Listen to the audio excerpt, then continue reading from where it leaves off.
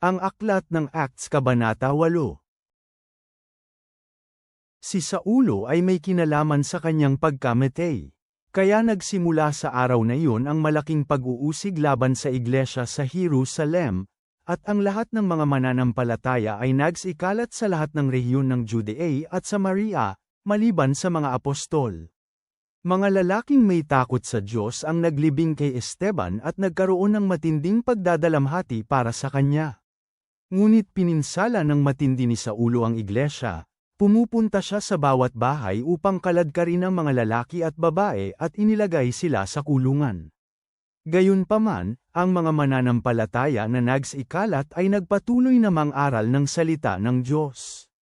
Si Felipe ay pumunta pababa sa lungsod ng Samaria at ipinahayag si Kristo sa kanila. Nang mapakinggan at makita ng maraming tao ang mga palatandaan na ginawa ni Felipe, nakinig sila ng mabuti sa kanyang sinabi.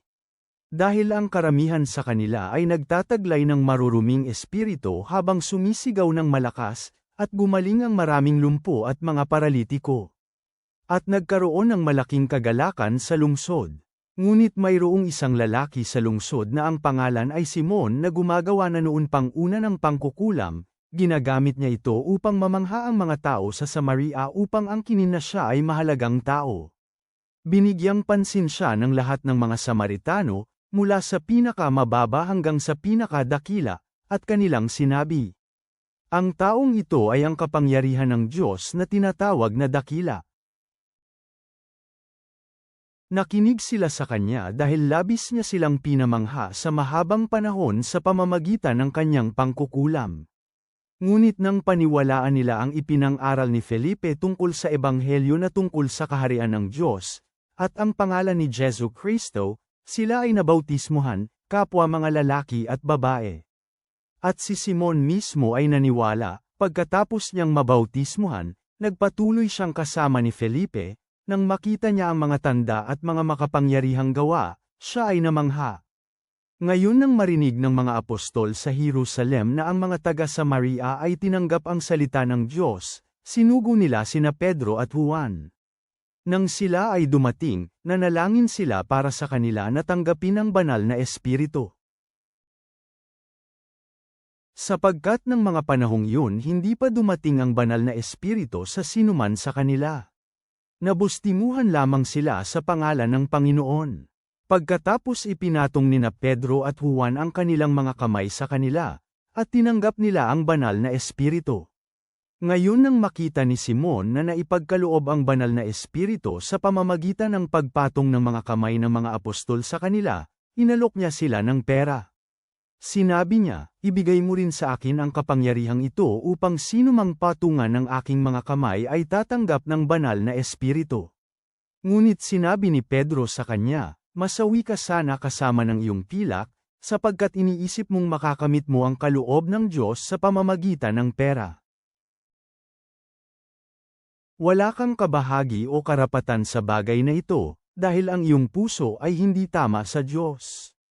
Sa makatuwid magsisi ka sa iyong mga kasamaan, at manalangin sa Panginoon, upang ikaw ay patawarin sa kung ano ang iyong hinahangad. Sapagkat nakikita ko na ikaw ay nasa laso ng kapaitan at nakagapos sa kasalanan. Sumagot si Simon at sinabi, ipanalangin mo ako sa Panginoon na hindi mangyari sa akin ang mga bagay na iyong sinabi. Nang si Pedro at Juan ay nagpatutuo at nagpahayag ng salita ng Panginoon, sila ay bumalik sa Jerusalem, habang nasa daan, nangaral sila ng ebanghelyo sa maraming nayon ng mga Samaritano. Ngayon ang anghel ng Panginoon ay nang-usap kay Felipe at sinabi, tumayo ka at pumunta sa bahaging timog sa daang pababa mula sa Jerusalem papuntang Gaza, ang daang ito ay nasa disyerto. Siya ay tumayo at umalis. May isang lalaking mula Ethiopia, isang Eunuko na may dakilang kapangyarihan mula kay Candace, na reyna ng mga Etiope. Siya ang namamahala sa lahat ng kanyang kayamanan. Siya ay pumunta sa Jerusalem upang sumamba. Siya ay bumalik at nakaupo sa kanyang karawahe at nagbabasa ng aklat ni Propeta Isaias. Sinabi ng Espiritu kay Felipe, umakyat ka at sabayan mo ang karawahe. Kaya patakbong lumapit si Felipe, at narinig niyang binabasa ang aklat ni Propeta Isaias, at sinabi, "Naiintindihan mo ba ang iyong binabasa?" Sumagot ang taga-Ethiopia, "Paano ko maiintindihan, maliban kung may magtuturo sa akin?" Nakiusap siya kay Felipe na umakyat sa karwahe at umupo sa tabi niya. Ito ang bahagi ng kasulatan na binabasa ng taga-Ethiopia. Siya ay tulad ng tupa na dinala sa bahay katayan, at tulad ng isang kordero sa harap ng manggugupit na tahimik, hindi niya binubuksan ang kanyang bibig, sa kanyang kahihiyan kinuha sa kanya ang katarungan, sino ang magpapahayag sa kanyang salinlahi? Sapagkat ang kanyang buhay ay kinuha mula sa mundong ito. Kaya nagtanong ang eunuko kay Felipe, at sinabi, "Nakikiusap ako sa iyo, sino ang tinutukoy ng propeta? Ang kanyang sarili ba mismo o ibang tao?" Nagsimulang magsalita si Felipe, nagsimula siya sa kasulatan ni Isaias upang ipangaral si Jesus sa kanya. Habang nagpapatuloy sila sa daan, napunta sila sa ilang bahagi ng tubig, at sinabi ng eunuko, "Tingnan mo, may tubig dito. Ano pa ang pwedeng makahadlang sa akin upang mabautismuhan?" Sinabi ni Felipe, "Kung nananampalataya ka ng buong puso, ikaw ay magpabautismo." Ang taga-Ethiopia ay sumagot, "Naniniwala ako na si Jesu Kristo ay anak ng Diyos." Kaya inutusan ng taga-Ethiopia na tumigil ang karwahe. Bumaba sila sa tubig, si Felipe at ang eunuko, at binautismuhan siya ni Felipe. Nang umahan sila sa tubig, kinuha ng Espiritu ng Panginoon si Felipe at hindi na siya nakita ng eunuko, at siya ay umalis ng may kagalakan. Ngunit si Felipe ay lumitaw sa Azoto. Siya ay dumaan sa rehiyong iyon at ipangaral ang ebanghelyo sa lahat ng lungsod, hanggang sa makarating siya sa Caesarea. Ama naming nasa langit, kami ay lumalapit sa iyo na may mga pusong bukas sa iyong gabay, tulad ng pagsunod ni Felipe sa iyong pamamatnubay upang ibahagi ang mabuting balita.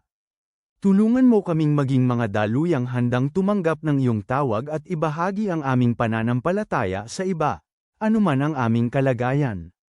Naway hanapin namin ang pagkaunawa at kaliwanagan sa iyong salita, tulad ng paghahanap ng katotohanan ng yunukong Etiope. Punuin mo kami ng iyong tapang at kapayapaan. Amen.